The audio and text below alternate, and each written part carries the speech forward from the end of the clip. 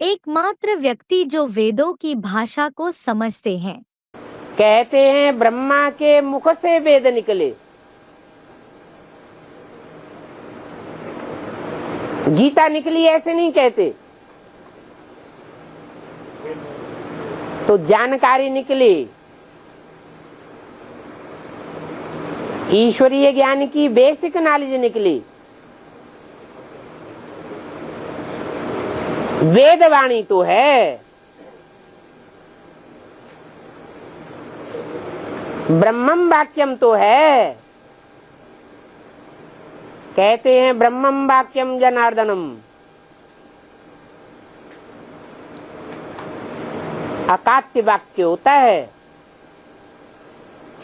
मुरली का एक एक वाक्य कोई काट नहीं सकता। जैसे सच्चाई अकाट्य होती है, अविनाशी होती है, ऐसे ही वेद है। परंतु भक्ति मार्ग में जिनको वेद कहा जाता है, वेद की ऋचाएं कहा जाता है, उन ऋचाओं को सब कोई समझ सकता है क्या? समझ सकता है? नहीं समझ सकता है। वेद की भाषा और उसका इंटरप्रिटेशन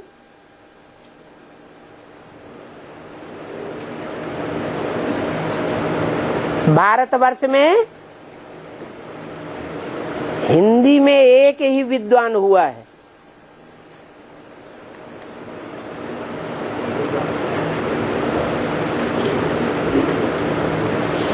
श्री रामचंद्र शर्मा आचार्य, जिन्होंने सात वेदों की टीका लिखी है। वो तो भक्ति मार्ग की बात हो गई, भक्ति मार्ग के वेद हो गए।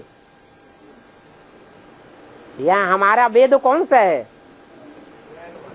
मुरली, बेसिक नॉलेज का ओरिजिन।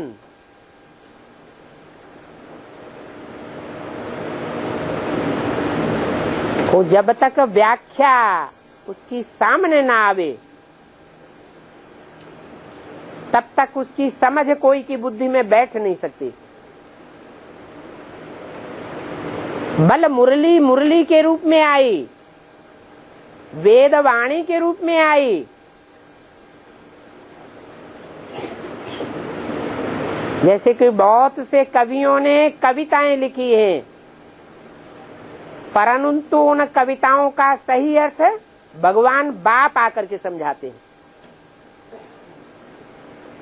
वो कविता करने वाले खुद उसका सही अर्थ नहीं जानते थे। ऐसे ही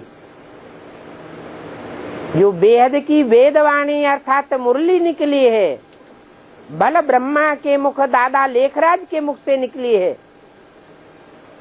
परंतु उसके तंत्र को, उसके मर्म को ब्रह्मा स्वयं भी नहीं समझते थे। उसकी समझानी भगवान बाप को टीचर बन करके देनी पड़ती है।